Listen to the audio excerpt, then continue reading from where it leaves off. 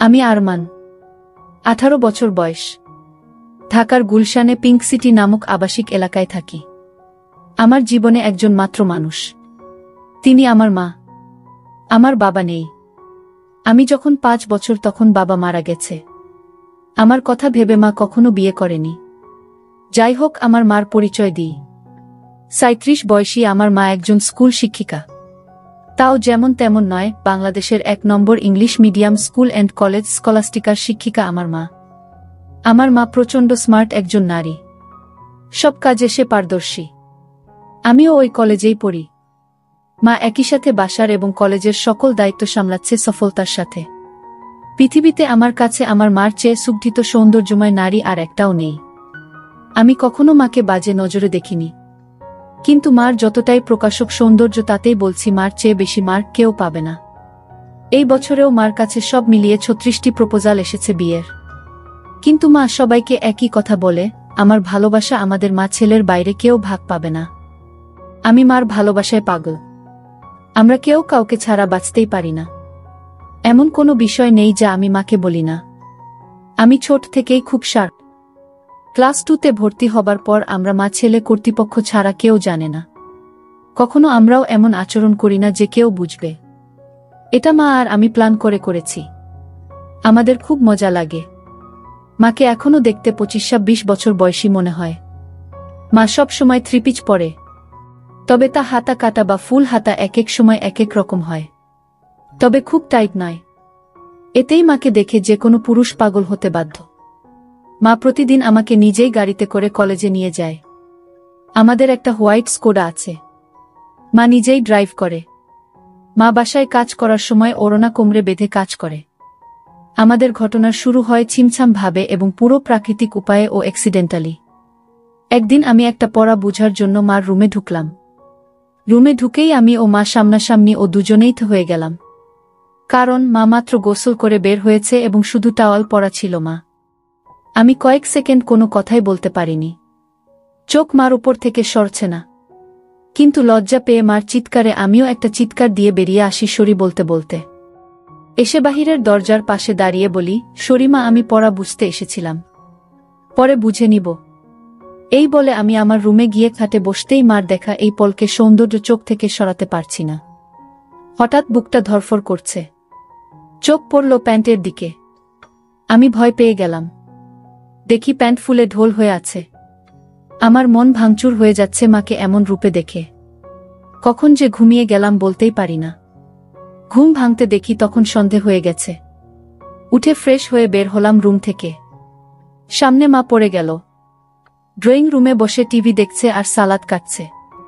আমায় দেখে হাতে ইশারায় পাশে বসতে বলল। আমি বসলাম। মা একটা হাতাকাটা ব্রাউন সালোয়ার কামিজ পরা ছিল। সুন্দর লাগছে। কিন্তু মার চেহারা দেখে মনটা ভেঙে গেল। আমার সর্বতুল্য মাকে নিয়ে কি সব বাজে চিন্তা করেছি আমি, ছিছি। হঠাৎ মার ধাক্কায় সম্বিত হল। আম্মু, কি হলো বাবা? কি ভাবছিস? চুপ করে। আমি, না আম্মু কিছু না। তোর জন্য বিরিয়ানি রান্না করেছি, আয় খাবি চল। মা একদম স্বাভাবিক হয়ে আছে। হয়তো নিজেও লজ্জা ঢাকছে। আমি, আজ আমায় খাইয়ে দিবে আম্মু? মা আমার দিকে এক পলক অপরূপ দৃষ্টি করে চেয়ে বলল, আয় কাছে আয়। আমি হাত বাড়ালাম, কিন্তু মা আমাকে অবাক করে দিয়ে হাত ধরে কাছে নিয়ে তার কোলে থাইয়ে বসিয়ে দিল। আমি বুঝতে পারছি না হঠাৎ এমন করল কেন। কারণ বড় হয়েছি বলে হয়তো এতদিন এমন কোলে নেয়নি, এজন্য অবাক লাগছে। আম্মু, জানিস বাবা, তোকে নিয়ে আমার অনেক স্বপ্ন। আমি জানি মা, আমি বড় মানুষ হয়ে দেখাবো। আম্মু, তুই বুঝছিস না। আমি চাই না তুই টাকা পয়সা কামানোর জন্য জীবন পানসে করিস। আমি মানে? আম্মু মানে হলো কখনো টাকার পিছনে না ছুটে খুশি থাকতে চেষ্টা করবি। টাকা এমনি আসবে। আমি, ও আচ্ছা। মা আমাকে খাইয়ে দিল। এমন মাসুম মার প্রতি রাতে কি নাকি ভেবেছি আমি, ছি। ভেবেই খারাপ লাগছে। আমরা যে যার রুমে গেলাম ঘুমাতে। সারারাত নিজেকে দুষেছি আমি। 2 দিন মন খারাপ ছিল। এর মাঝে একদিন কলেজে যাওয়ার সময় মা বলল, কোনো কারণে কি মন খারাপ তোর? আমি, না মা। মা আর কিছু বলল না। পরদিন আমার ক্লাস ছিল না। মা গেল। হঠাৎ ফোন করল মা। আম্মু, গোসল করে তাড়াহুড়ায় আমার কাপড় মেলতে ভুলে গেছি। একটু নেড়ে দে প্লিজ। আচ্ছা মা। আমি মার রুমে গেলাম। গিয়ে বালতি নিয়ে ছাদে যাই। নাড়তে গিয়ে প্রথমে ছিল কামিজ, তারপর সালোয়ার, এরপরে বাকিগুলোও দেখি। দেখে আমার বুক ধরফর করতে লাগে। দেখলেই বোঝা যাচ্ছে এটা নামিদামি ব্র্যান্ডের। হাতে তুলতে হাত কাঁপছিল। আর কি সুন্দর ঘ্রাণ ওগুলো থেকে, কি বলবো। আমি হতবিহ্বল হয়ে গেলাম। কারণ পৃথিবীতে ৭০০ মিলিয়নে একজনের ভাগ্যক্রমে একই সাইজের হয়, আর তা আমার মার ভেবেই মাথা নষ্ট হয়ে গেল। পাগল হয়ে যাব মনে হয়, এমন দশা। আমি কোনোমতে ওগুলো একটা সাইডে নেড়ে দিলাম যেন বাহিরে কার চোখে না পড়ে। দৌড়ে রুমে এসে পড়ি। ইচ্ছা করছিল একটাবার হাত দিয়ে শান্তি করি, কিন্তু এর ভয়াবহতা বিশাল বলে নিজেকে সামাল দিই। এরপর ইন্টারনেটে দেখতে লাগলাম এসব চিন্তা নিয়ে। দেখি অসাধারণ বিষয়। স্বামী মারা গেলে ছেলেই মায়ের দায়িত্ব নিবে এবং সব খেয়াল রাখবে, তা শারীরিক মানসিক সব হতে পারে, এটা বেদে লেখা। নারী অন্য কোনো দেহের সাথে জড়াতে না চাইলে বাসনা পূরণ করা সন্তানের দায়িত্ব। আমি কি করব বুঝতে পারছি না। এসব ভাবতে ভাবতে ঘুমিয়ে গেলাম। উঠলাম মার ডাকে। দেখি মা সামনে দাঁড়ানো। বসল বিছানায় ও আমার মাথায় হাত বুলিয়ে বলল, ঘুম হলো সোনা? আয় খাবি আয়। আমি উঠে গেলাম ডাইনিং রুমে। মা চা বিস্কিট এনে বলল, চল ছাদে বসি। আমরা ছাদে বসলাম। গিয়েই মা কাপড় দেখে বলল, আমি আজ ভুলেই গেছিলাম। এই রে আমার ওই কাপড়গুলো কোথায়? আজ কি ধুইনি নাকি? না মা, ওই পিছনে আছে। এমনভাবে বলল যেন ছেলের সামনে এগুলো কোনো বিষয় না। মা সব কাপড় তুলে হাতে নিল। আম্মু, গরমের ছুটিতে দিয়ে দিল। বলো কোথায় যাবে ঘুরতে? আমরা তো বাসায় সময় কাটাই না। চলো এই ছুটি বাসায় নিজেদের সময় দিই। মা অপলক তাকিয়ে আছে আমার দিকে। কি মা? ভুল বলেছি। মা আমার গালে হাত বুলিয়ে বলল, কোনো ভুল বলিসনি সোনা। তুই অনেক বড় হয়ে গেছিস বাবা। Love you baby. বলেই মা আমায় জড়িয়ে ধরল। এটা অবশ্য সব সময় হয়, কিন্তু আজ ভিন্ন একটা ঘ্রাণ আসছে মার গায়ে। এটা মমতা আর কি একটা ভিন্নতা বুঝলাম না। তো পরদিন আমি টিভি দেখছি আর মা ঝাড়ু দিচ্ছে। আমি দেখলাম মা আজ ওড়না পরেইনি, আর ঝাড়ু দেওয়ার সময় সব ঝলক দিচ্ছে। আমি জানি না কেন চেয়ে চেয়ে মাকে দেখছিলাম। হঠাৎ একবার আমিও মার দিকে তাকালাম, মাও তাকালে চোখাচোখি হল। আমি খুব ভয় ও লজ্জা পেয়ে গেলাম। মা না জানি কি ভাবছে। আমি আর তাকালামই না। ভয়ে ভয়ে আছি, কি যেন বলবে আমাকে। এমন সময় কাজ শেষ করে এসে মা পাশে সোফায় বসল, আমার গা ঘেঁষে আমার কাঁধে হাত রেখে। আমি ভয়ে কাঁপছিলাম। মা বলল, আরে কি দেখছো এসব? চলো রেসলিং দেখি। তুমি দেখো না? আমি অবাক হলাম। আমি রেসলিং দেখে না। আমি মাথা নেড়ে না বললাম। মা বলল, বিয়ে ম্যান, এ যুগে রেসলিং দেখো না তা হয়? দাও রিমোট দাও। মা রিমোট নিয়ে চ্যানেল পাল্টে রেসলিংয়ে দিল। আন্ডারটেকার আর ট্রিপলিচের খেলা চলছিল। মা এত মজা করে দেখছিল যে আমিও কেমন ঘুলে মিলে গেলাম। হঠাৎ করে আমায় বলল, তোমার কাকে পছন্দ? আমি তো দেখি না। কিন্তু আন্ডারটেকার। আম্মু, এই তো আমার ছেলে। সে খুব জোস। আমি তো হয়ে গেলাম। মার প্রতি একটা কৌতূহল হলো। মাঝে এনবি ও মার্গারেটের লাইভ হবে এটা বিজ্ঞাপন দিল। আমি মনে করেছি হয়তো মেয়েদের খেলা দেখবে না আমি সামনে থাকায়, কারণ মেয়ে খেলে ছোট কাপড় পরে। কিন্তু মা আমায় অবাক করে দিয়ে আরো গা ঘেঁষে বসে বলল, এবার মজা হবে। বলেই জুস আর পপকর্ন নিয়ে এলো। আমি উঠে যাচ্ছি লজ্জায়। মা আমায় থামিয়ে বলল, আরে বস, মজা হবে এদের খেলায়। মার্গারেট আর তুই এনিবি, ঠিক আছে? আচ্ছা। খেলা শুরু হলো। দুজন ছোট ছোট সেট পরে এসেছে। মা বেশ মজা করে দেখছে। আমি শুধু মাকে দেখে অবাক হচ্ছি। মাঝে এর দিলে মা তখন আমার দিকে ফিরে আচমকা বলল, তুমি আমাকে বন্ধু মনে করো? আমি হঠাৎ একথা শুনে অবাকই হলাম। আম্মু, অবাক হবার কিছু হয়নি। উত্তর দাও সোনা। আমার আর কে আছে তুমি ছাড়া? তুমিই তো আমার সবকিছু। আম্মু, তাহলে একসাথে মায়ের সাথে ফ্রি হতে সমস্যা হচ্ছে কেন গাধা? এটা জাস্ট খেলা। আসলে ওরা ছোট কাপড় পরা, তাই মা ছেলে একসাথে এসব দেখা, এজন্য লজ্জা লাগছে। মা হাসতে হাসতে শেষ। আম্মু, আরে বোকা ছেলে, আমি না তোর মা? লজ্জা কিসের আমার সাথে? এগুলো অনেক আগের মূর্খ সমাজে চলত, এখন না। শোনো, আমরা মা ছেলে ছাড়া আর কেউ নেই আমাদের জীবনে। আমরা চিল করব না তো কে করবে বলো? আমি মানে আম্মু, মানে আমরা একসাথে এগুলো দেখলে কিছু হয় না। আর এগুলো পড়ার জন্য এমন লজ্জা কেন? তুই পড়িস না নাকি? আমি আম্মু, আমিও তো পড়ি, তাতে কি হয়েছে? এসব উল্টপাল্ট কথা বলবি না। পোশাক কখনো মানুষের স্বভাব থাকে না। মনে বিষ নিয়ে যদি বুরখা পরে ঘোরা হয় তাহলে বুরখা পরার কোনো মানে নেই, এটা মাথায় রাখবি। আমি মাথা নাড়লাম। এরপর খেলা শুরু হলে দেখা শুরু হলো আমাদের। হঠাৎ মা বলল, চল বাজি হবে, আয় দেখি কে জিতে। আজ মার্গারেট জিতবে। আমিও আর লজ্জা না পেয়ে মাকে সঙ্গ দিলাম। আমরা রক্তহীন করা খেলায় শেষে আমিই জিতে গেলাম। পুরো 5,000 টাকা জিতলাম আমি। কিন্তু মা একটুও মন ভারী করল না। আমি, বাহ, বেশ টাকা আয় হলো, মাঝে মাঝে এমন হলে বড়লোক হয়ে যাব। আম্মু, তা তো হবেই। তবে জিতলি, কি খাওয়াবি বল? আমি, তুমি কি খাবে? আম্মু, তোকে খাবো। আমি, আম্মু, আরে বোকা, এমনি বললাম। আচ্ছা, আমি ঘেমে গেছি, যাই গোসল করে আসি। মা গোসল করতে গেল। আমি টিভি দেখছি। হঠাৎ শব্দ মার গলার। আমি দৌড়ে যাই মার রুমে। গিয়ে আবার্থ হয়ে গেলাম। আজ সেদিনের মতো নয়, কিন্তু আজ মাকে সম্পূর্ণ ভিন্নতর দেখলাম। আমি হা করে তাকিয়ে আছি। আম্মু, কিরে কি দেখিস? অবাক হয়েছিস না? আমি মাথা নেড়ে হা বলি। কিন্তু এত টাইট যে? আম্মু, ও তুই টাইটের কথা বলছিস? আমি বলছি, এটা আমার অনেক আগের জামা। এই জামার বয়স তোর চেয়ে 2 বছর বেশি। আমি, কি বলছো এগুলো? ওয়াও আম্মু, হ্যাঁ ওয়াও। সুন্দর না? নাকি খারাপ লাগছে? আমি, খারাপ লাগে তোমার ভূত। একদম পরি লাগে আমার মাকে। আম্মু, কিন্তু আসলেই অনেক দিন বলে টাইট হয়ে গেছে, কেমন যেন লাগছে। আমি, যদি কিছু মনে না করো একটা কথা বলি মা? আম্মু, হ্যাঁ বল। আমি, তোমাকে টাইট ড্রেসেই ভালো লাগে।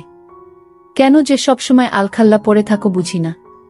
মডার্ন যুগের এত ভাষণ আমাকে দাও আর নিজে সেকেলে। মনেই হয় না ইংলিশ মিডিয়ামের টিচার তুমি। আম্মু, হাহা, আমার বদমাইশ ছেলে, আয় বুকে আয়। আমি, ইদানিং তুমি চেঞ্জ হয়ে যাচ্ছ যে, খুব আদর সোহাগ করছো যে। মা আমায় ছেড়ে দিয়ে মুখটা মলিন করে বাথরুমে চলে গেল। আমিতে ভয় পেয়ে গেলাম।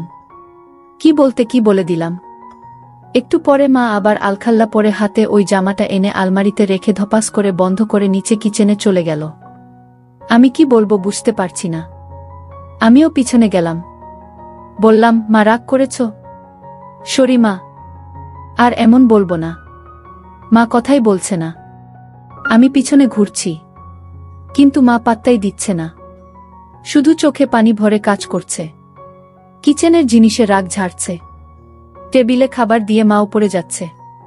তখনই আমি মার পায়ে পড়লাম ও বললাম, আর কখনো এমন বলবো না মা, ক্ষমা করে দাও।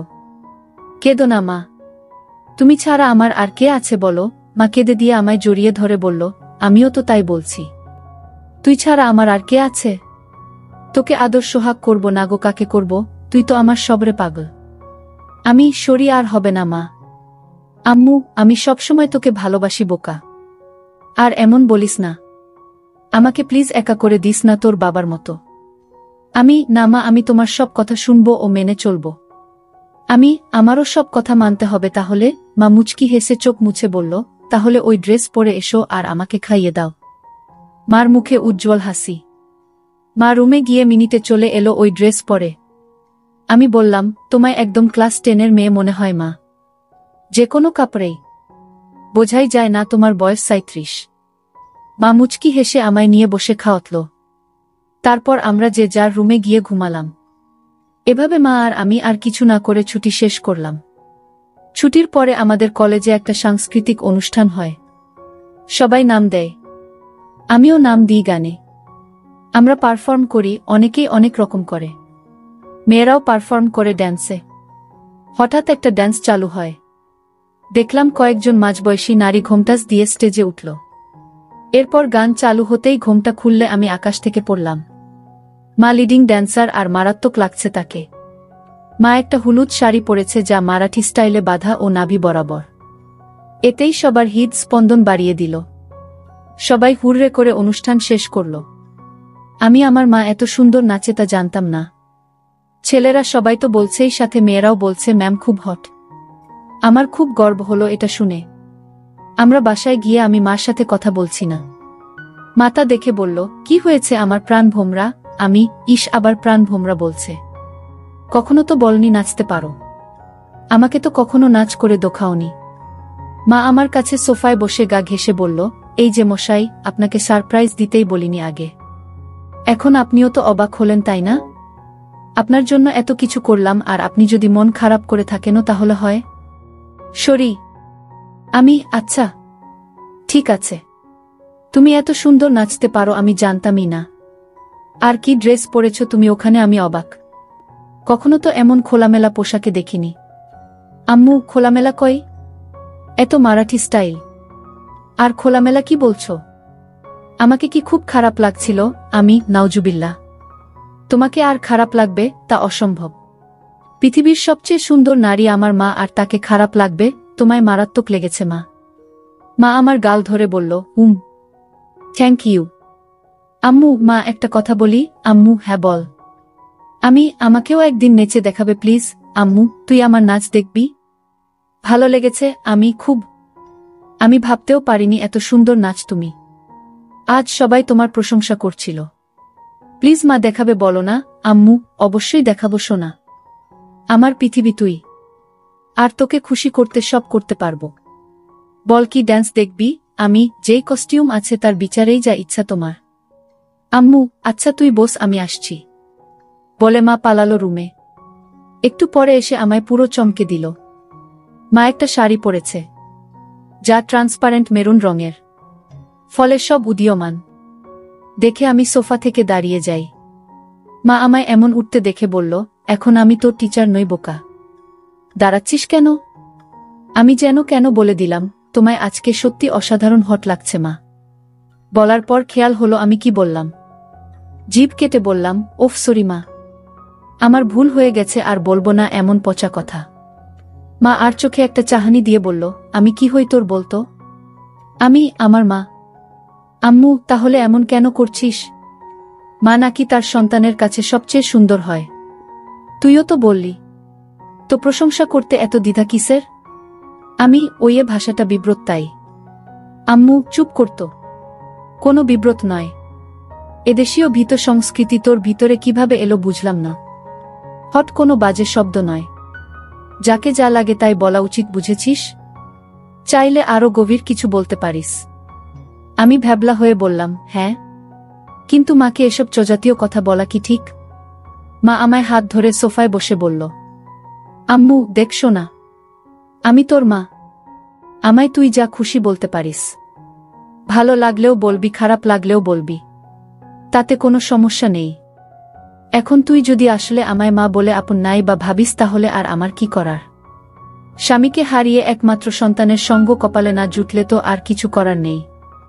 আমি বুঝলাম মা মনে মনে কষ্ট পাচ্ছে, আর প্রশংসা করায় মা আমায় বাধা দেয়নি। পশ্চিমা দেশের মতো মা আমায় স্বাধীনতা দিচ্ছে, ভালো তো এমনিতেই বাসে মা। তাই মার মন ভালো করতে বললাম, okay my dear loving mother, let's show me your best move. মা হেসে দিয়ে আমায় ধন্যবাদান্তে কপালে হামি দিয়ে বলল, লাভ ইউ মাই ডিয়ার। তোর জন্যই বেঁচে আছি আমি। আমায় তুই বুঝিস বলেই আমি পরিণত মা। বল কোনো গানে নাচব? আমি, কাটা লাগা সং। মা চোখ বড় করে বলল, নটি বয়। আমি হেরে যাওয়ার মতো মাথা নিচু করলাম। মা আমার থুতনি ধরে তুলে চোখে লাস্যময় হাসি এনে বলল, আমার ছেলে বলবে আর আমি মা হয়ে তা করব না, এটা হতে পারে? বলেই মা কাটা লাগা সং বাজিয়ে পৃথিবীর সকল সৌন্দর্য নিজের উপর এনে নাচতে লাগল। সে কি মুভ ও স্টাইলে নাচল, কি বলবো। মনে হচ্ছিল যেন আমার গার্লফ্রেন্ড হলেও এমন ভঙ্গিতে নাচত না। পুরোপুরি বোল্ড লাগছে মাকে। আমি দাঁড়িয়ে হাততালি দিলাম ও মাকে গিয়ে সালাম করলাম। মা অবাক হয়ে গিয়ে বলল, কি ব্যাপার? সালাম কেন? আমি, কারণ তুমি আমায় এত ভালোবাস, আমায় এত বিশ্বাস করো তাই। এমন সাজে আমি কখনো ভাবিনি তোমায় দেখব। তাও আবার আমার অন্যায় আবদার রেখে এই বোল্ড সং ড্যান্স করলে। তোমার কি খারাপ লেগেছে মা? মা বলল, এজন্যই তোকে এত বেশি ভালোবাসি রে পাগল। তুই খুব মাসুম আর হনেস্ট আর খুবই কিউট। শোন তাহলে, তুই আমার একমাত্র সন্তান আর একমাত্র সঙ্গী, যাকে নিয়েই আমার জীবন মরণ সব।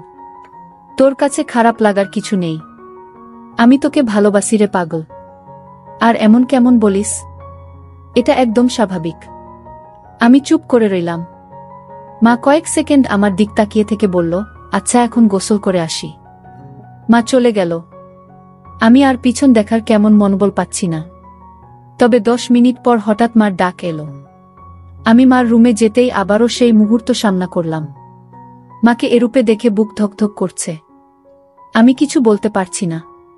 কিন্তু মা আমায় দেখে মোটেও বিচলিত নয়। একটু কড়া কণ্ঠে বলল, বস বিছানায়। আমি কি করব বুঝতে পারছি না। মা এবার আরও একটু কড়া হয়ে বলল, বসতে বললাম না। আমি চট করে বসলাম। মা আরেকটা তোয়ালে দিয়ে চুল মুছে তাতে বেঁধে এসে আমার পাশে বসল। আমি নিচের দিকে মুখ করে আছি। আম্মু, আমার দিক তাকা। আমি তাকালে মা বলল, আমি তোর কি? আমি মা। আম্মু, আমি খেয়াল করছি সেই দিন এমন তোয়ালে পরা দেখার পর থেকে তুই পাল্টে গেছিস। কেন এমন কেন করছিস? আমি সরি মা। আমি আসলে সেদিন একটা পড়া বুঝতে এসেছিলাম। জানতাম না তুমি গোসল করে তোয়ালে পরে বের হয়েছিলে। তাই ঢুকে পড়ি। আর হবে না মা। ভুল হয়ে গেছে। আম্মু, আর একটা কথা বললে একটা চড় মারব। তোকে সারা জীবন এই শিক্ষা দিয়েছি আমি? আমি না তোর মা? তুই ছোট থেকে আমায় এমন দেখেছিস, এখন একটু বড় হয়েছিস বলে আর দেখিসনি। তাতে এমন করার কি হলো? কিন্তু এখন তো আমি বড় হয়ে গেছি মা। আম্মু আবার কথা বলে, সন্তান আজীবন মার কাছে ছোটই থাকে। আর তোয়ালে পরে দেখায় কি দুনিয়া উল্টে গেছে? আমায় কি তোয়ালেতে দেখতে এতটাই বিশ্রী?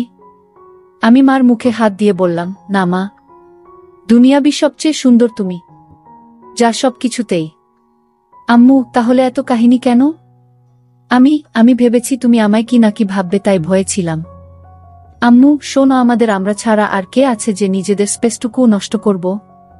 তোয়ালে পরে দেখলে কিছুই হয় না পাগল। আয় বুকে আয়। এরপর মা বলল, তোর খিদে লাগেনি?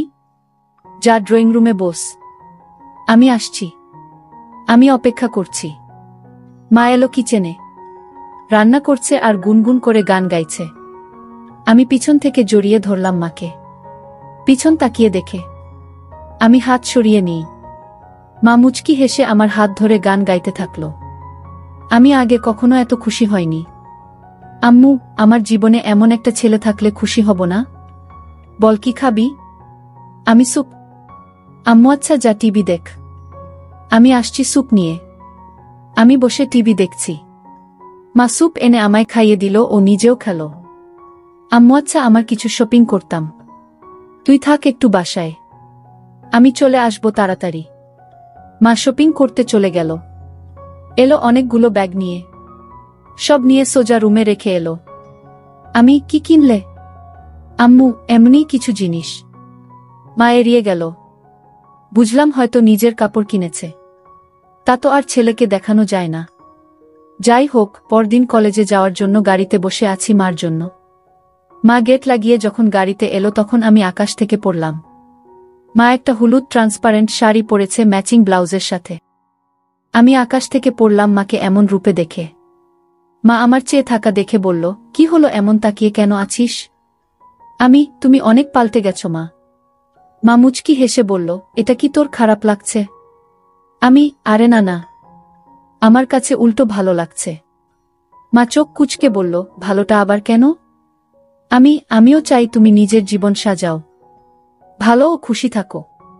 পোশাকটা না হয় তারই শুরু। মার মুখে উজ্জ্বল গর্বের হাসি। I am proud of you baby. Me too mom. আজকে অসাধারণ লাগছে মা। আম্মু, আমি ভাবছি এখন থেকে শাড়ি পরব। ভালো ডিসিশন। কিন্তু শুধু শাড়ি কেন? আম্মু, এমনি না হলে আর কি পরা যায় বলতো? আমাকে জিজ্ঞেস করছো? মা কাকের মতো আশেপাশে তাকিয়ে বলল, আর কাউকে দেখছিস গাড়িতে? না, মানে একজন মা তার ছেলের সন্তানের কাছে পোশাকের সিদ্ধান্ত চায়, তাই বললাম। বাংলাদেশে এটা স্বাভাবিক নয়। আম্মু, আমার কাছে সবকিছু তুই, তাই আমার কমেন্ট তুই করবি। বল কেমন পড়ব? আমি সত্যি ফ্র্যাঙ্কলি বলবো, আম্মু এবার চড় খাবি? আমি সরি। আম্মু বল। আমি a bit of western you know. মা আমার দিকে তাকিয়ে রইল কয়েক সেকেন্ড। মার এই রহস্যঘন তাকানো বুঝি না। আম্মু ওয়েস্টার্ন? হুম বলেই মা গাড়ি চালাতে লাগল। কিছু দূর যাবার পর একটা ঝোপের কাছে গাড়ি দাঁড় করালো। আমি বুঝতে পারছিলাম মা কেন গাড়ি দাঁড় করিয়েছে। মা গরম গরম নিঃশ্বাস ফেলছিল আর হাতটা আমার নিচের দিকে বাড়িয়ে দিতে লাগল। আমি বুঝতে পারছিলাম মা আর নিজেকে আটকে রাখতে পারছে না। নিজের ছেলের সাথে সেই নিষিদ্ধ কাজটা করতে চাচ্ছিল।